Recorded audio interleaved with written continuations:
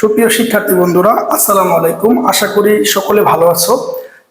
SSC 2025 সালের শিক্ষার্থীদের মধ্যে আমরা অনেকেই ভালো নেই, কারণ অনেকেরই রেজাল্ট তাদের আশা অনুরূপ হয়নি। যাদের রেজাল্ট আশা অনুরূপ হয়নি তাদের হতাশ হওয়ার কিছু নেই। তাদের জন্য এখনো আরেকটা সুযোগ রয়ে গেছে, সেটা হচ্ছে বোর্ড চ্যালেঞ্জ। আমি আজকে তোমাদেরকে এই ভিডিওর মাধ্যমে দেখাবো কিভাবে তোমরা ঘরে বসে খুব সহজে বোর্ড চ্যালেঞ্জ করতে পারো সেই সম্পর্কে। তো প্রথম কথা হচ্ছে, কতদিন পর্যন্ত করা যাবে আবেদনের তারিখ। আমাদের আবেদনের তারিখ হচ্ছে 11 জুলাই থেকে 17 জুলাই পর্যন্ত বোর্ড চ্যালেঞ্জটা করা যাবে। তাহলে আমাদের আজকে হচ্ছে 11 তারিখ, আমি যখন ভিডিওটা রেকর্ড করতেছি তখন হচ্ছে 11 তারিখ, মানে আজকে থেকে আগামী 17 তারিখ পর্যন্ত, 17 তারিখ রাত 12টা পর্যন্ত তোমরা এই বোর্ড চ্যালেঞ্জটা করার সুযোগ পাবে। এখন কথা হচ্ছে, বোর্ড চ্যালেঞ্জ করার জন্য আমাদের কি কি লাগবে। বোর্ড চ্যালেঞ্জ করার জন্য আমাদের প্রথমেই প্রয়োজন হবে একটা টেলিটক সিম। বোর্ড চ্যালেঞ্জ করার জন্য আমাদের প্রথমেই প্রয়োজন হবে একটা টেলিটক সিম। এরপরে আমাদের যে শিক্ষার্থী বোর্ড চ্যালেঞ্জ করতে চাচ্ছে তার বোর্ডের রোল নাম্বার এবং তার বোর্ডের নাম। সাপোজ যদি তোমার ঢাকা বোর্ড হয় তাহলে তুমি লিখবা DHA। আমরা যার যার বোর্ডের প্রথম 3 অক্ষর লিখবো ক্যাপিটাল লেটারে, তাইলেই হয়ে যাবে। আমরা যখন রেজাল্ট দেখছি তখন আমাদের এটা লাগছিল। তো পর্যাপ্ত ব্যালেন্স, তার মানে হচ্ছে তুমি যদি এক সাবজেক্টের বোর্ড চ্যালেঞ্জ করতে যাও তাহলে তোমাকে 150 টাকা লাগবে। তো টাকাটা এর চাইতে একটু বেশিও লাগতে পারে, কারণ তোমাকে 2টা SMS এর মাধ্যমে চ্যালেঞ্জটা করতে হবে, 2টা মেসেজের মাধ্যমে করতে হবে। 2টা মেসেজে তুমি ধরতে পারো 5 থেকে 6 টাকা খরচ হতে পারে। তার মানে তুমি এক সাবজেক্ট বোর্ড চ্যালেঞ্জ করার জন্য 160 টাকা তোমার টেলিটক নাম্বারে রিচার্জে ব্যালেন্স থাকতে হবে। এখন সকল টেলিটক সিম দিয়ে করা যাবে না, প্রিপেইড টেলিটক লাগবে। প্রিপেইড মানে সচরাচর আমরা যে সিমগুলো ব্যবহার করি এই সিমগুলো দিয়েই এটা করা যাবে। তো আমরা আগে বলতেছিলাম যে 2টা SMS এর মাধ্যমে আমরা নিশ্চিত করতে পারবো আমাদের বোর্ড চ্যালেঞ্জটা। প্রথম SMS-টা হচ্ছে, আমরা প্রথম SMS-এ কি লিখবো সেটা আমি দেখাচ্ছি। প্রথম SMS-এ আমাদেরকে লিখতে হবে RHC। এরপরে আমরা স্পেস দিব, স্পেস।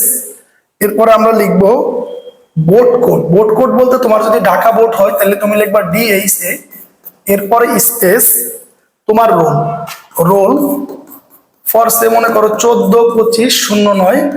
এরপর স্পেস দিয়ে লিখতে হবে সাবজেক্ট কোড। যদি তুমি বাংলার জন্য করতে চাও 101।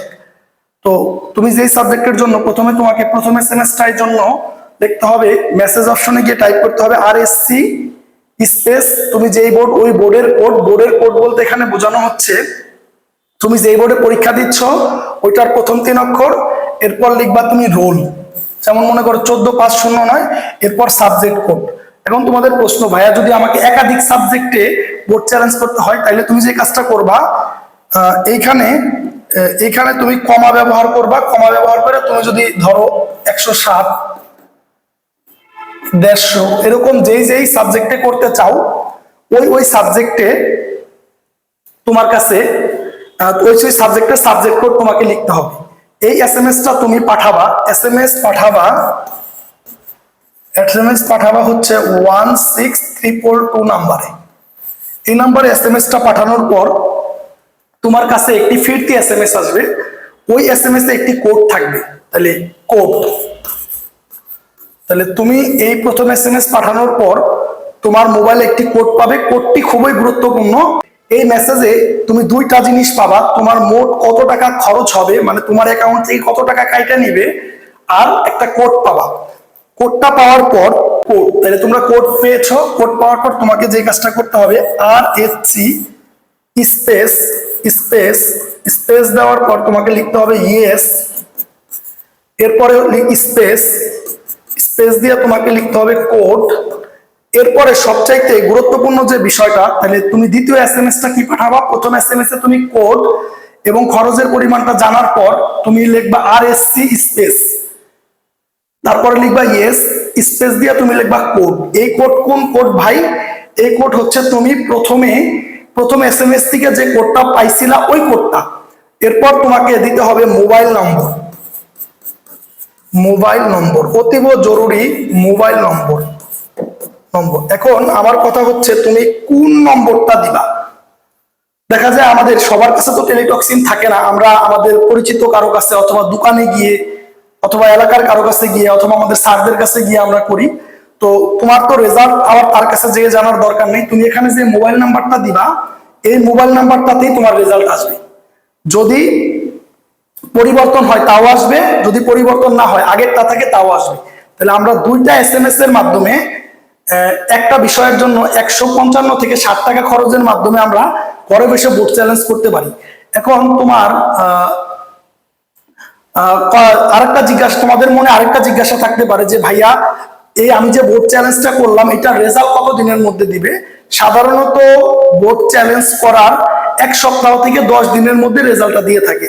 যেহেতু আমাদের 17 তারিখ বোর্ড চ্যালেঞ্জ করার লাস্ট ডেট, তো আমরা রেজাল্টটা পেতে পারি আরো 10 দিন পর 27, 25 তারিখ, 27 তারিখ এদিকের দিকে আমরা বোর্ড চ্যালেঞ্জের রেজাল্ট পেতে পারি। আশা করি তোমরা আমার এই ভিডিওটা দেখলে খুব সহজে বোর্ড চ্যালেঞ্জ করতে পারবে। তোমাদের যাদের টেলিটক সিম বা যারা বুঝবে না তারা আমাদের সাথে যোগাযোগ করলে আমরা তোমাদের বোর্ড চ্যালেঞ্জ করার কাজে সহযোগিতা করব। আমাদের সাথে থাকার জন্য ধন্যবাদ।